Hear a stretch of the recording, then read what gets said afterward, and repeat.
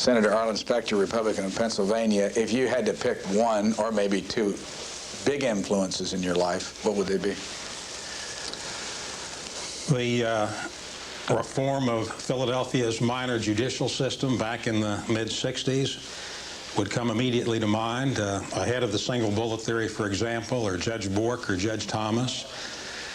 The Armed Career Criminal Bill, which I worked on, got passed in '84, bringing the federal government into the fight against street crime. I think those would be the two I would pick out. Perhaps some of the work I did as district attorney on work against rape and providing for a more appropriate treatment of victims of rape cases who had been pretty much shunted aside back in the days in the early '60s when I was an assistant DA.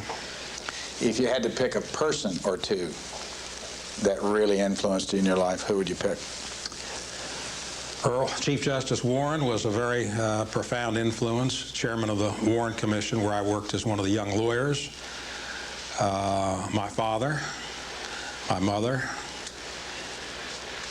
sister, brother, other sister. Mother and father, what kind of impact? What specifically do you remember about them? Are they alive? Well, my parents are not alive, unfortunately, but my father was an immigrant who came to the United States from Russia in 1911.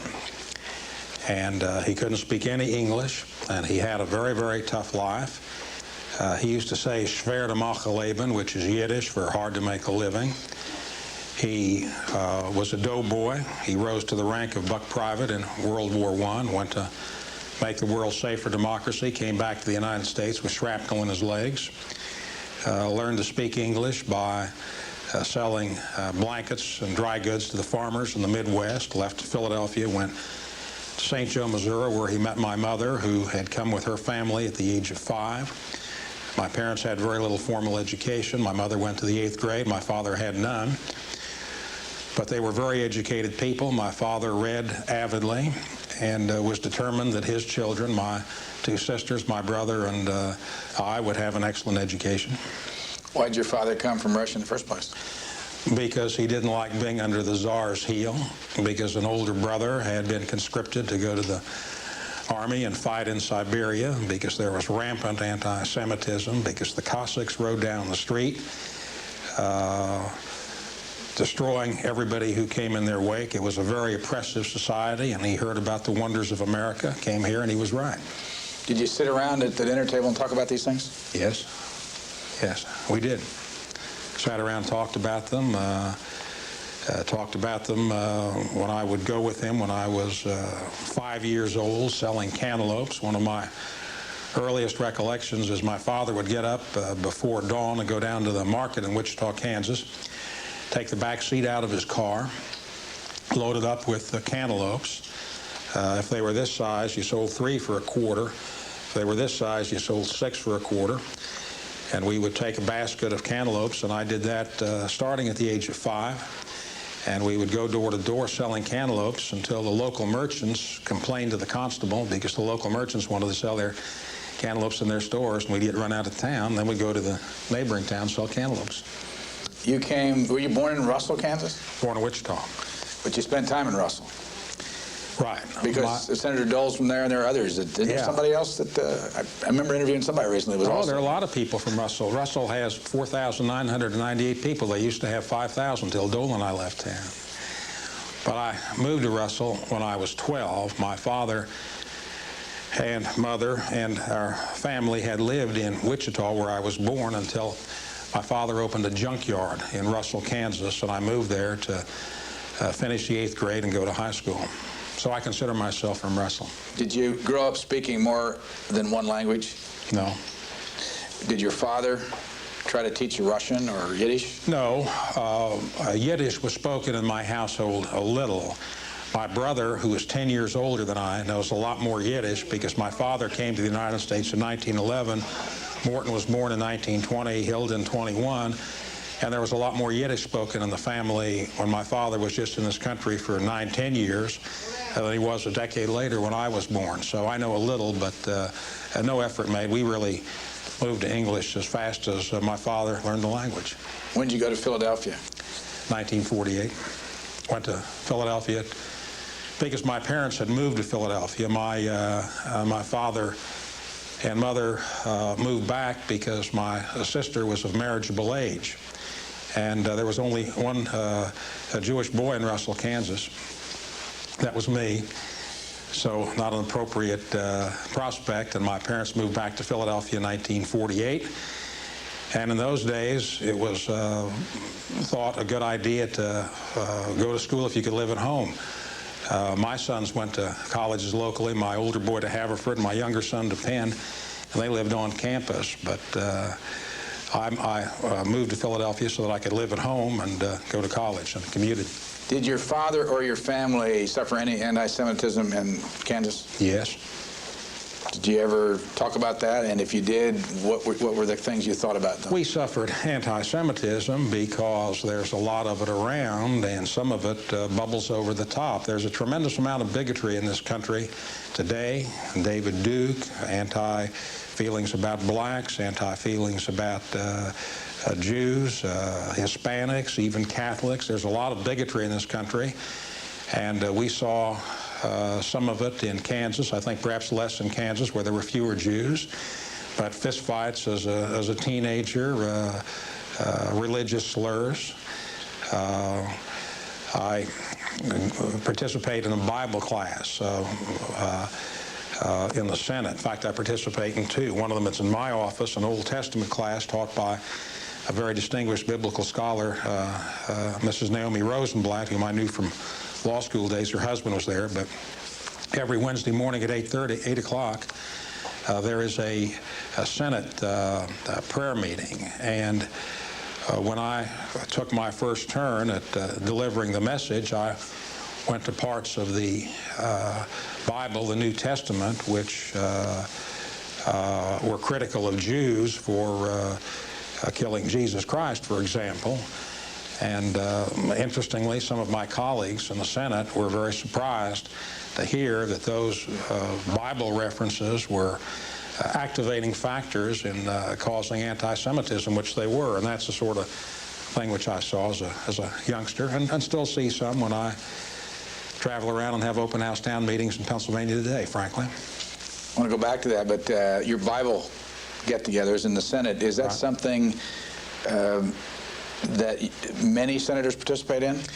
We have regular senators who come, and we have had many who have come occasionally. Of course, it's a busy place, but I would say 15, perhaps 20 senators have come in the course of the past 7, 8 years since it's been going on a weekly basis. Both parties? Oh, yeah. Mm-hmm. What's the goal?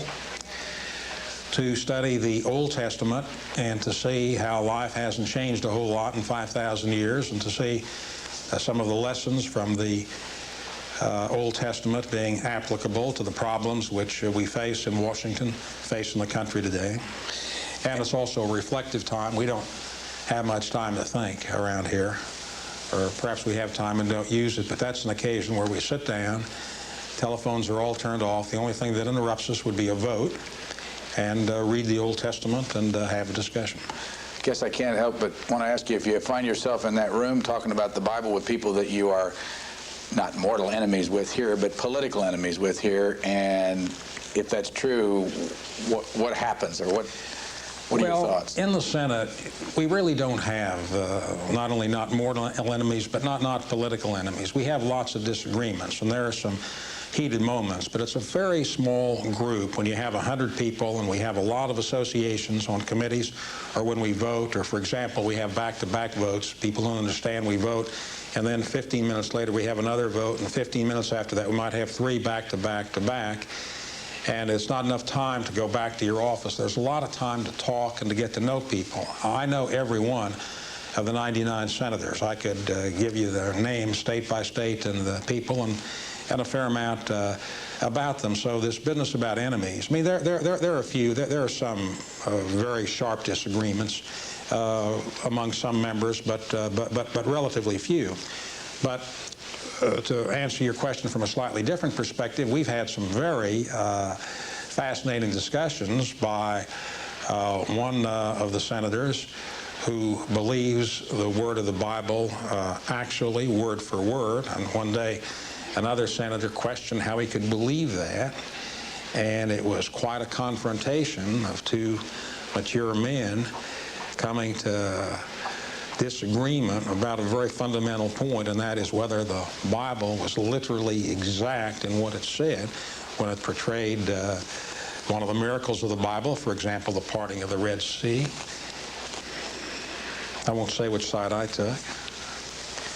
Bigotry, is it white Christian Gentiles against everybody else, the bigotry you're seeing, or is it? No, there's a lot of bigotry within the category you just mentioned, white Christian Gentiles. There's a lot of bigotry that runs back and forth there. I think there's more which runs in America from on racist lines against African Americans, against blacks,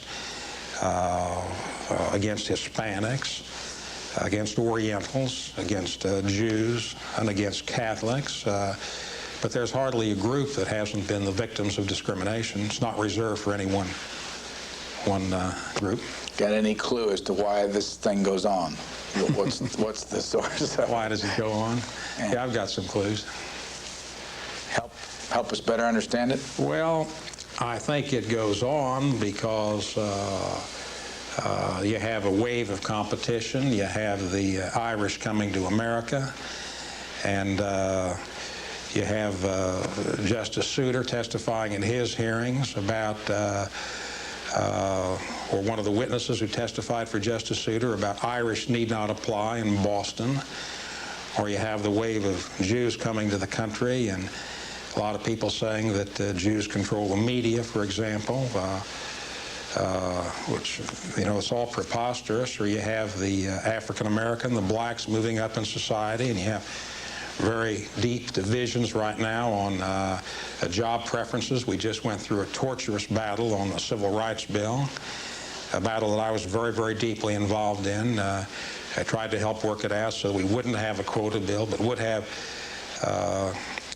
equality of opportunity, which you have to have if we're to have people get ahead. But I think if you pick one level, competition, and there are a lot of people who just don't like somebody who has a different viewpoint or a different line of origin. And I don't have to dwell on the tremendous envy that goes on all levels of our society. So there are a lot of ugly heads. It's an eight-headed monster, if not more. You mentioned your parents that you admired, and Earl Warren. And who was he, for those that aren't that old? Earl Warren was Chief Justice of the Supreme Court of the United States, was Governor of California, Attorney General of California, District Attorney of Alameda County, and before that, a lawyer.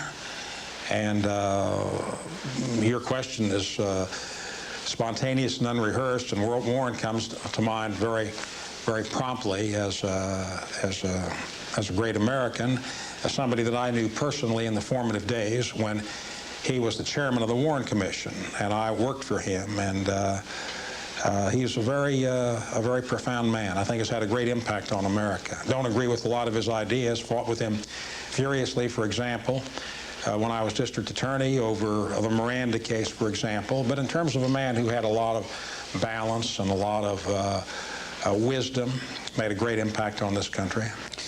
And what was the Warren Commission? The Warren Commission was the presidential commission to assassinate the investigation of President Kennedy, formed 7 days after the assassination, and 7 commissioners, and they went out and recruited staff, and they tried to get lawyers from all over the country. They hired lawyers from Des Moines and Chicago and Denver and Philadelphia, and I was one of the lawyers who was hired. How'd you get hired? I got hired because I had met Attorney General Robert Kennedy earlier in the year when I had completed the first conviction of Teamsters arising out of the investigation of the McClellan Committee, where Robert Kennedy was the general counsel. Senator Jack Kennedy was on the committee, and Bob Kennedy asked me to join the prosecution team against Hoffa, which I did not want to do and did not do. But then when President Kennedy was assassinated several months later, my connection with Attorney General Kennedy and also my law school friendship with a man named Howard Willens, who was the Justice Department liaison, led to an invitation coming to me to join the staff. You were a Democrat then? I was a Democrat then. Did you grow up being a Democrat? I did. Why did you switch parties, and when did you do it? I switched parties because I wanted to try to bring back a two-party system to the city of Philadelphia, and I did it in December of 1965. The circumstances require expanding upon your questions. I was interested in being district attorney of Philadelphia. Back in 1965, I had been an assistant DA, and I had been a special assistant attorney general investigating the minor judicial officials, and Philadelphia was a very corrupt town. The Attorney General of the United States, Nicholas Katzenbach, had said that in Philadelphia nearly half the people are on the take, and the Democrats would not have anything to do with me. I talked to the chairman of the Democratic Committee, a man named Frank Smith, who said they didn't want, this is very complimentary, but this is what he said, it's in the newspaper, the bulletin of the time, they didn't want a young Tom Dewey. Very complimentary, but that's what happened. And the Republicans offered me the nomination with no strings attached. And I ran on the Republican ticket for district attorney in 1965. I did not change my registration. I was a registered Democrat when I ran for DA. And nobody had won on the Republican ticket for a long time, and I was successful. And after I was successful, I thought that they really needed a two-party system in Philadelphia in 1965, just as they do in 1991. And haven't gotten it yet, but we're still working on it. How many times have you won an election? Any election? 5 contested elections. And those were? I won for DA in 1965 and 1969, and in the tough Senate primary in 1980, and then the general election in 80, and then in 86. How many times have you lost an election? I can't remember that. But there have been quite a few, haven't there? 4. You lost, what was the hardest one to lose? Did you lose to John Hines once? Yeah. That was hard, but there were others. All of the losses are hard, but very developmental, very educational. You ran for governor? Did. What year? 1978, May, in a primary. Is it harder to lose or win? Well, it's a lot harder to lose because it's a very exposed position for people who haven't put themselves on the line. Offer yourself for candidacy, run on a platform, do a lot of travel. But you learn from them. Given my own background, being a Philadelphian is a very unpopular thing in Pennsylvania politics because of a lot of reasons. And when I lost in the Senate primary to Senator Hines by a narrow vote in 1976, and then lost in a crowded field, finished second in a field of 5 candidates and 78 for governor, 3 coming from my area. It was such that enabled me to build up a following. I don't have a lot of money. I had some base in the Philadelphia media market where I'd been DA, but I was not known throughout the balance of the state. Enabled me to build up a following and a lot of work to set the stage to win a primary in 1980, which led to my election to the Senate in the general election of 1980. So I learned, and I benefited from the losses, but not as much as from the wins. Let you characterize this year, 1991, but it's been a doozy, wouldn't you say, overall for you and all the things you've been involved in? It's been a dipsy doozy. It really has. Tough year. Reflect on it. The death of John Hines, what impact did that have on you? Well, it had a tremendous impact on me personally because John and I, in many ways, were the two sides of the coin. A relative of mine said that she heard the news reports in Chicago, Pennsylvania Republican senator dies in a plane crash. And she was speculating whether it was me. John and I worked very closely together. I had been with him, Joan, my wife, and I had been with him for a long session in Altoona the day before when we met with a group of people there. And shared a lot. When we finished up in the Senate late at night, John and I lived fairly close to one another in Georgetown. His digs were a little more expensive than mine, but I would drive him home because I had a car handy. We were very close, so it was a very tough loss for me personally, for the state, and none of us has gotten over it yet. What about all these hearings? What impact's that on in your life? The obvious one would be the Clarence Thomas and Anita Hill hearings. Well, it's had a very, very profound impact on my life because it has brought to the surface a lot of feelings which were totally unexpected and totally unpredictable. The Senate and the Judiciary Committee, and those of us who were in the Senate, myself included, didn't handle it very well in terms of how it was handled initially, and a lot of reasons for that. And then we were thrust into the hearings on very short notice. The Senate on a Tuesday postponed a scheduled vote and said to the Judiciary Committee, "You go find out who was telling the truth." And on Wednesday, I was asked to lead the questioning because of the background I've had as a questioner, a lawyer, and had one day to prepare, Thursday, and then Friday we're thrown right into the midst of it on a very, very tough job. Senate's really not equipped in the hearing process to find out who's telling the truth. And then I was really flabbergasted to find at the end of Friday that the networks had carried it all day, and that ABC and NBC had preempted the evening programs, and it finished ahead of CBS, both of them, even though CBS had the World Series on. And then the tremendous feelings that came out of it, something none of us was prepared for. And today, I can understand the very deep sense of hurt in many, many lines. I think many women identified with Anita Hill. And if they didn't identify personally, they identified for their daughters, or if the men identified for their wives or for their daughters. And you've got a lot of sexual harassment in this country. And I think that it's gone undetected, unpunished. And then you had an overlay of the struggle that women have in the workplace, the glass ceiling, which keeps women out of important jobs. And that was very much a part of it. And then you had the picture of 14 men up there on the committee with one woman, sort of overwhelming, and the establishment, and what that meant to women who had come up with harassment claims in the future. And we certainly we were trying to find out what happened. Very difficult to find out what happened between a man and a woman 10 years ago. It's hard to find out what happened 10 days ago or 10 minutes ago, let alone 10 years ago. And I've been very concerned when I hear people say to me that it makes women very apprehensive about bringing claims of sexual harassment because they're very concerned, and understandably so, that what may happen to them is what happened to Professor Hill.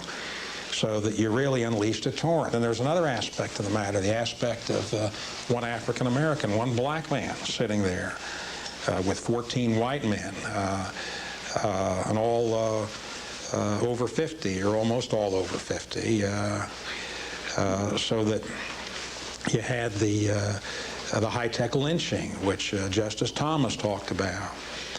So that if you want to find, and I don't think we've begun to understand it all yet, and it's been serious. Some of my best friends very, very angry with me, and the feelings are overpowering, and the feelings cannot be dealt with by the facts.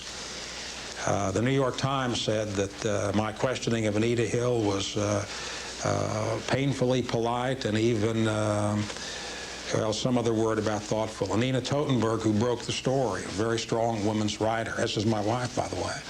But Nina Totenberg said that my questioning was very professional and very appropriate, and that what people were concerned about was its effectiveness. But when you talk about the specifics, and we had a long show on Nightline, It's usually a half-hour show, and they elongated it for an hour and a half, and it went, instead of from 11:30 to 12 and then 11:30 to 1, it went from 11:30 to 2:15. And a lot of emotions there. And I said to people, well, it's all on videotape. Take a look at the questions. I'd be glad to look at them with you.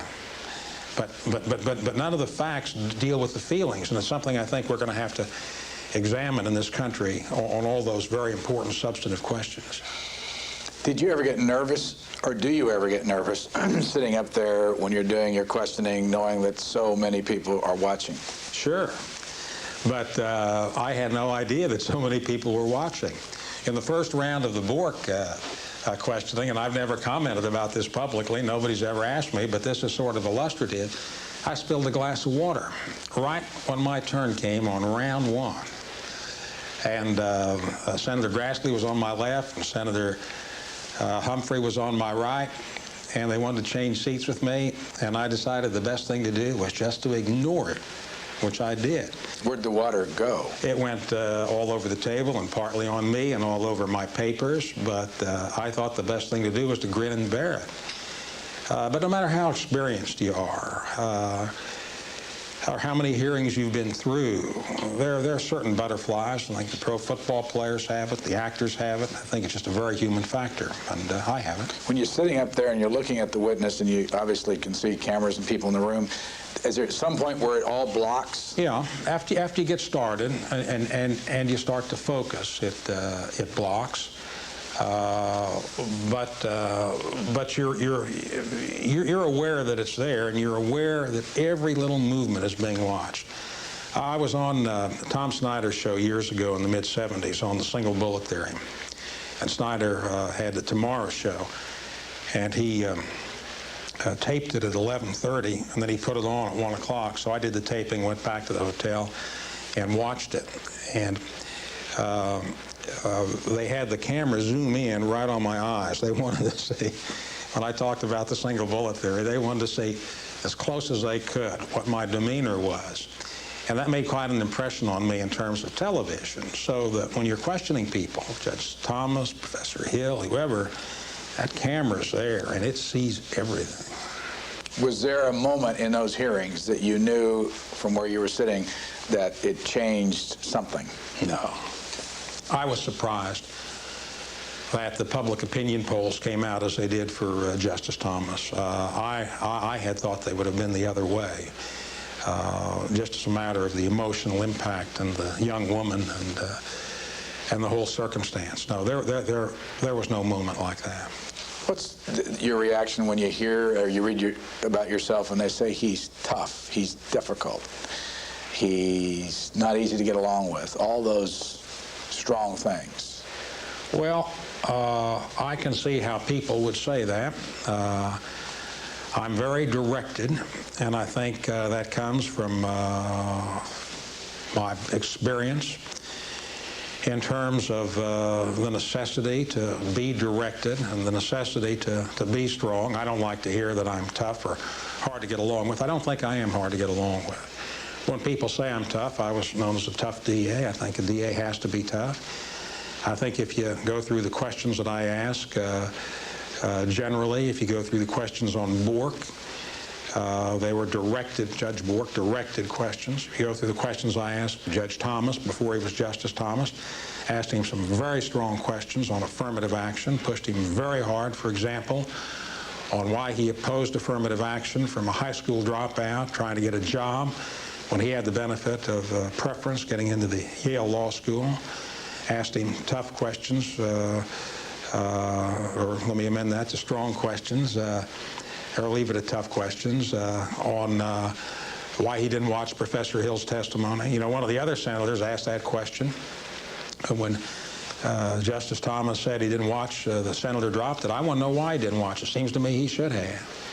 Or when he went to her apartment, said he didn't socialize. You don't. That's a question that should have been asked. So I asked directed questions. And when I had the job of questioning Professor Hill, there were questions which had to be asked, but I asked those questions. That's a buzzer for anybody who may hear it. Senate is in session as we speak, and there are two buzzers which mean a quorum call. But I was saying when I asked questions of Professor Hill, there were questions which needed to be answered. Why did she move from the Department of Education to EEOC? Telephone calls, you know, the whole works. If you want to find out what happened, the only way you can do it is ask questions. And if there are charges made, you have to ask questions. Did you, at some point in your education or in your career, learn the technique that you use to ask questions, or does it just come instinctively? No, it evolves, and there's nothing very complicated about it. One of the things which I think many people do not do when they ask questions is listen to the answer. Tremendous amount. You ought to watch C-SPAN sometime on the Q&As and see how many times people will have the questions written out, and they'll ask a question, not listen to the answer.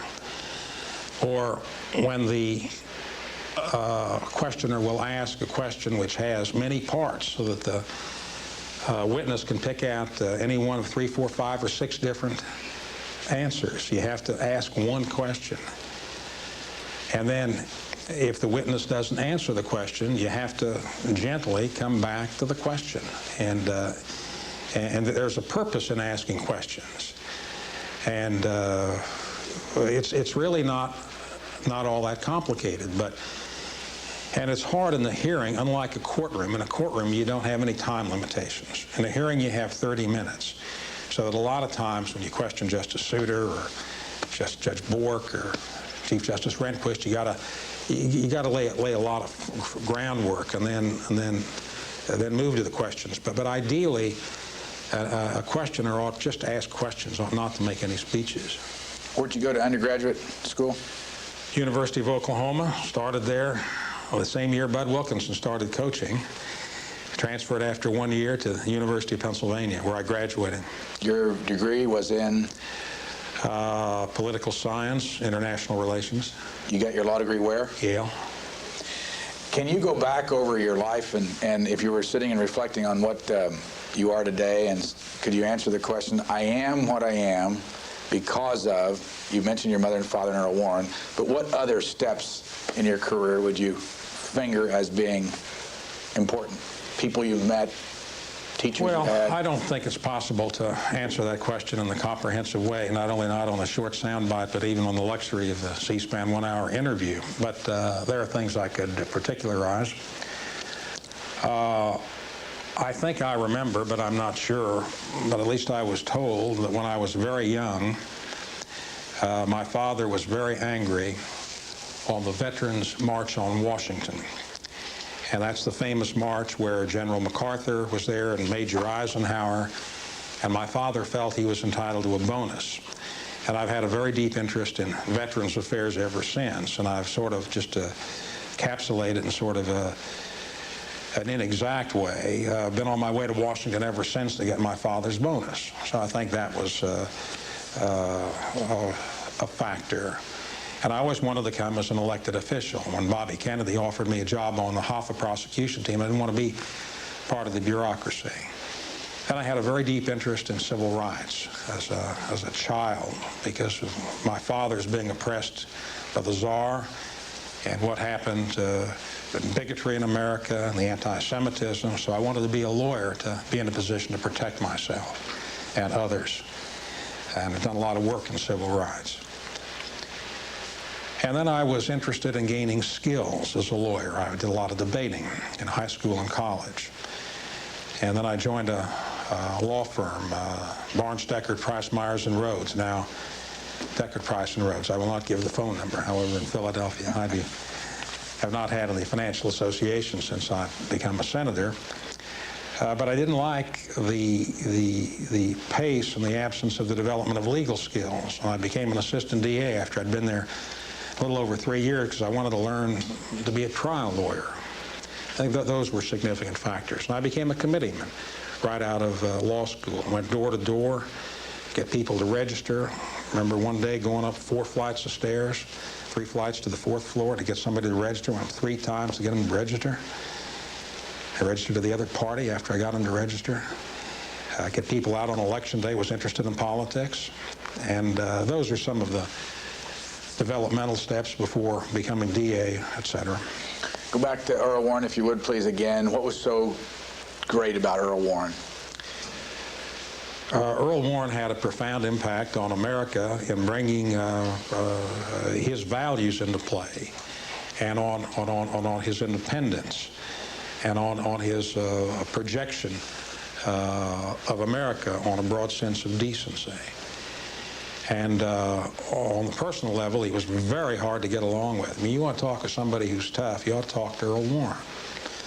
Earl Warren was a great administrator. We were coming back from Dallas the day that Jack Ruby's deposition was taken, and Earl Warren was going through papers and issuing orders and making directions. We started 6 a.m. and this was past midnight, and Warren was really moving along. We didn't go to Dallas to take testimony until Jack Ruby's trial was finished, because Chief Justice Warren didn't want to interfere with that. And I remember one day he said to me, I want you to go to Dallas and start taking depositions of the doctors who treated the president, Governor Conley. And it was Passover week, and I said, well, Mr. President, I'd like to, okay. He said, when can you go? I said, I can go a week from today. He said, I was hoping you could catch the afternoon plane. I ended up taking my family to Wichita, leaving with my sister, and taking the afternoon plane to Dallas. I was there Wednesday afternoon. You want to talk about somebody tough, I'd like my staff to deal with Chief Justice Warren. Single bullet theory, I know you've talked a lot about it in your life, but for those who've never heard it, what was it, or what is it? The single bullet theory is the tracing of the first shot, not the one that subsequent shot which hit the president in the back of the head and killed him, but the first shot which passed through the president's neck, entered between two large strap muscles, hit nothing solid, came out of his throat, nicked his tie was intact. We had the nick available.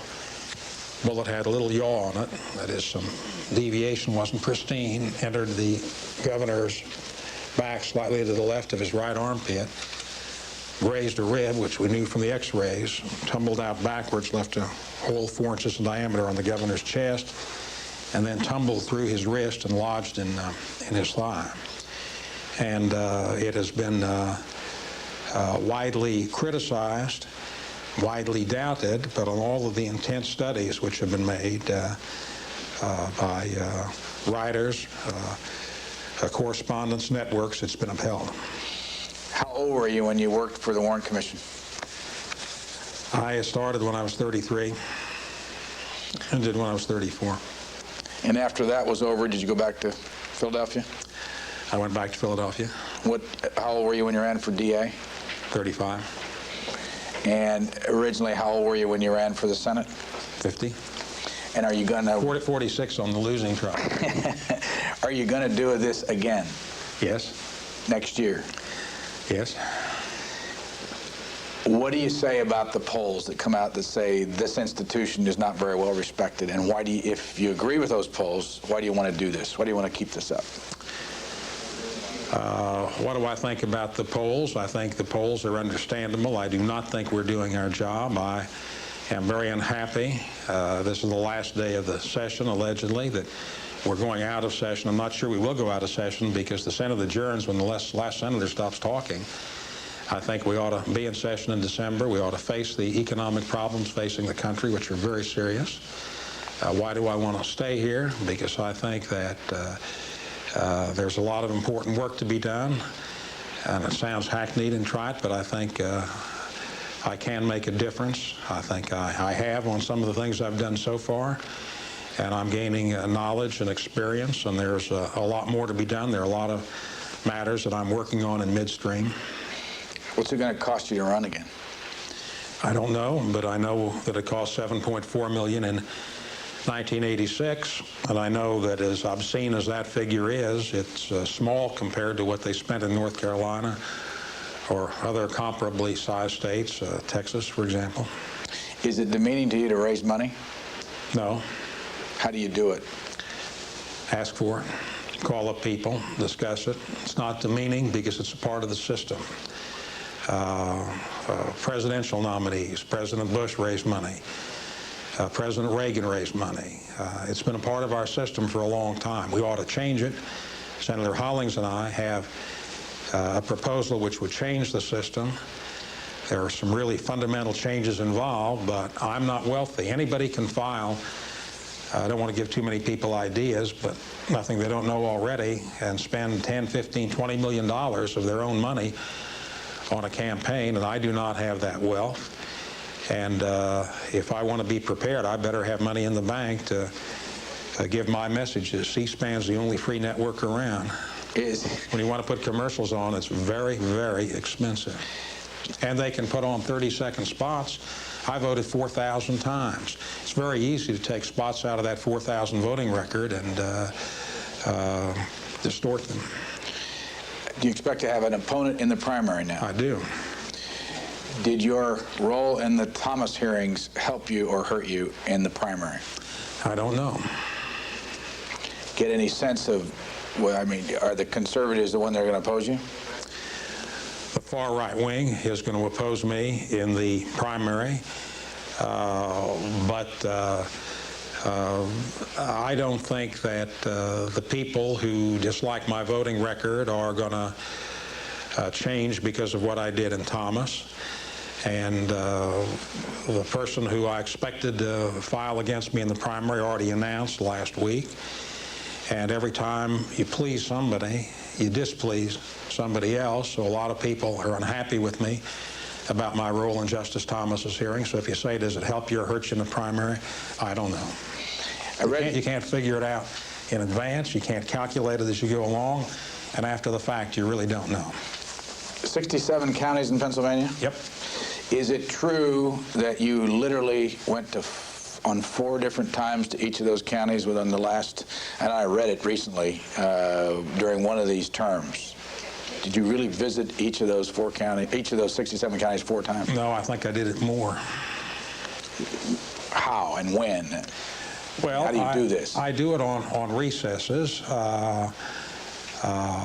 And I go to the counties because it is very important to stay in touch with the people. I mean, it's genuine.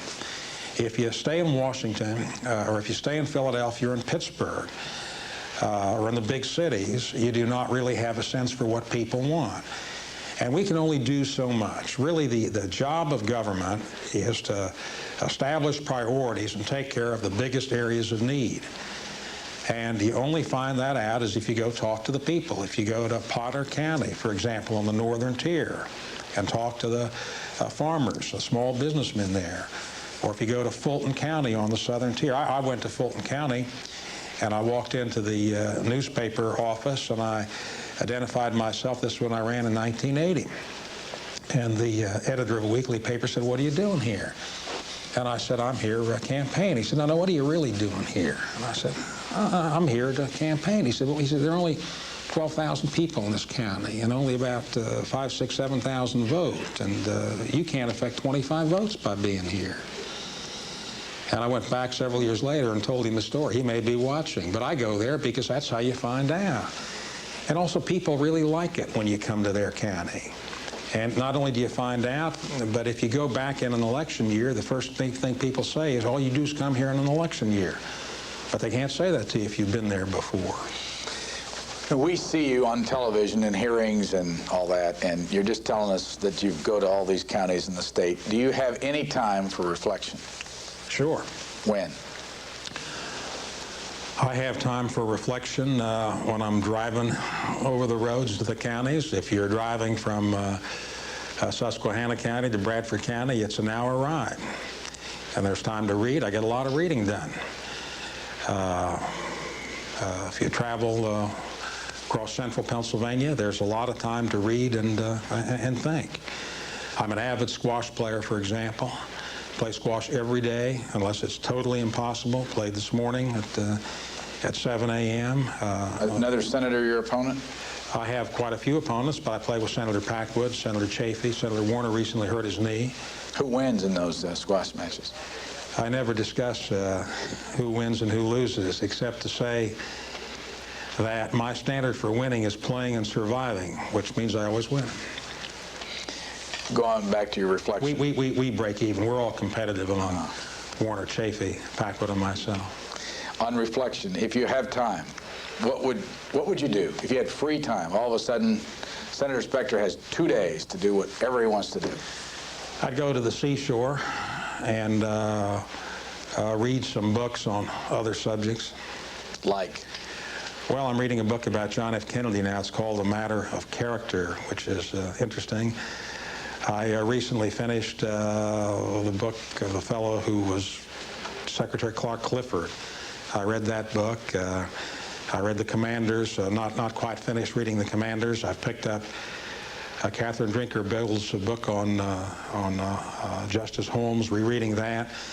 I've got a book that was given to me on the energy crisis, on oil. The Daniel Yergin book? Yeah. The Prize? Yeah, The Prize. It's 4 inches thick. It's a fascinating history book, as well as the development of energy. But I read a lot, and I find time to read. I ride the train back and forth, and I'm constantly reading there. There's time to reflect. How many children? 2. What do they do? How old are they? Our older son, Shannon, is 33, practices law in Philadelphia, very successful. Our younger son, Steve, is working on his PhD in nutrition, also very successful. Where'd you meet your wife? At a high school dance. I was a sophomore in college, and she was a freshman in high school, and she was a much younger woman then. How long did you date her before you married her? 3 years and 9 months. Who got into politics first, you or her? Both of us together. I ran first. And she is a city council woman in Philadelphia? Yes. Of what party? Republican Party. Has she always been a Republican? No. Do you two disagree on anything? Yes. Interesting time when I ran for district attorney. In 1965, I told you earlier I was a registered Democrat, and so was Joan.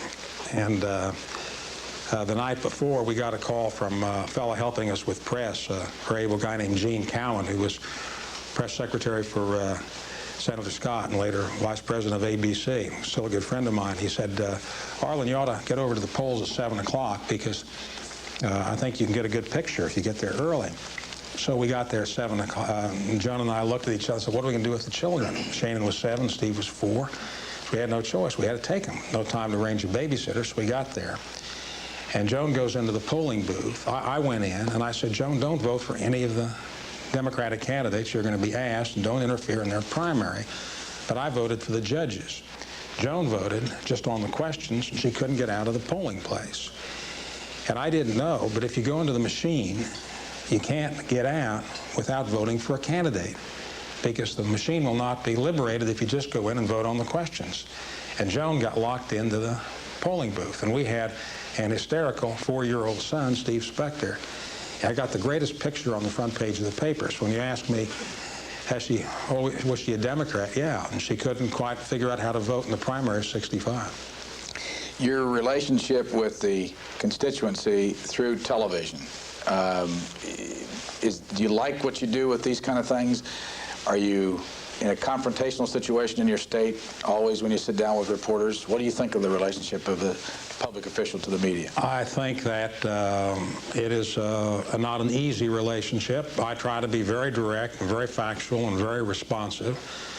And I was reading about Mayor Dinkins this week, and somebody commented that it's an adversarial relationship, and I think it is in some quarters. I don't think it is in all quarters. And I've gotten a lot of good press, and I've gotten a fair amount of bad press, and it's part of the process. How do you get your information every day? I read the newspapers every day, meticulously, page by page, the Times, the Post, and a number of Pennsylvania papers. Do you watch much television? I do. You know, I watch a lot of C-SPAN. I come home at night, and first thing I do is click on television when I sit down and relax a bit. What's your reaction to when you see yourself there and you look at it from the other side? Usually don't like it. Why not? Don't like the way I look. Don't like the camera angle. Getting older. It's hard to watch yourself on television. Is it different to watch it from the living room or wherever you watch it than it is to sit up on the dais looking down? I mean, what's the different feelings you have? Well, the different feeling is that on the dais, as you put it, in a hearing, I'm at work. When I'm at home, I'm watching it. And I don't like the way I stumble, the way I stutter. I don't like some of the questions. I find a lot of things that I've done wrong, but I watch it with a view to learning. We get tapes at the end of the day. I try to play the tapes when I can. I haven't been able to do that for several months now. I guess the question I wanted to ask was whether or not the audience watching the political process is getting a different view than what it feels like to be there, or is it significantly different? Oh yeah, I think the audience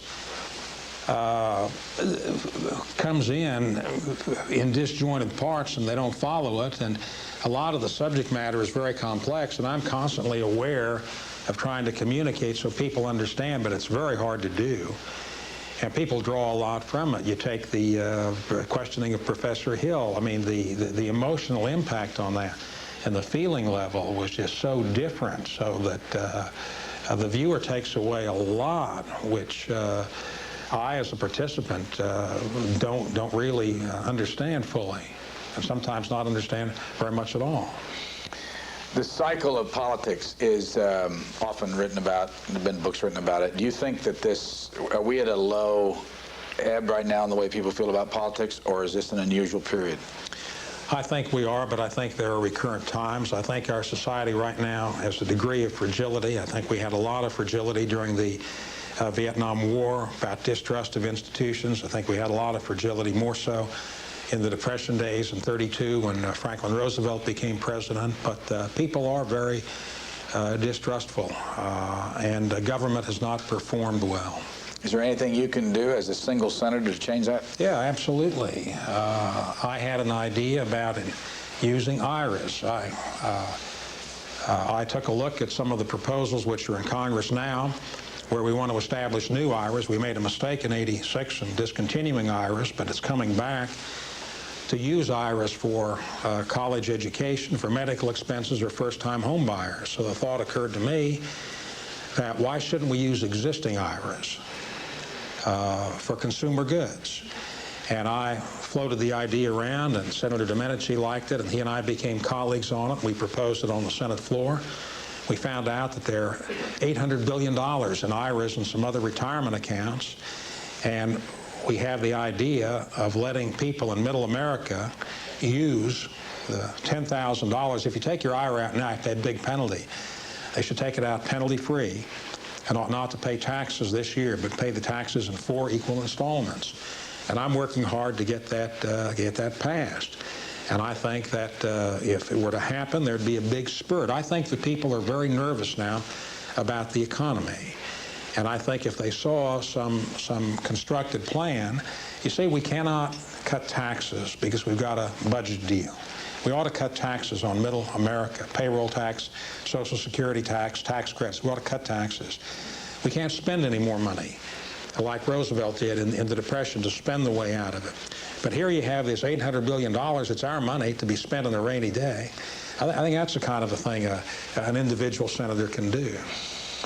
Again, looking to the future, and you hear a lot of talk from people overseas when they look at our process like the Thomas hearings and say, why do you people do that to yourself? You've been through a lot of hearings, the Bork hearings, the Souter hearings, the Kennedy hearings, and Scalia hearings, Rehnquist hearings, and now the Thomas hearings. Has this process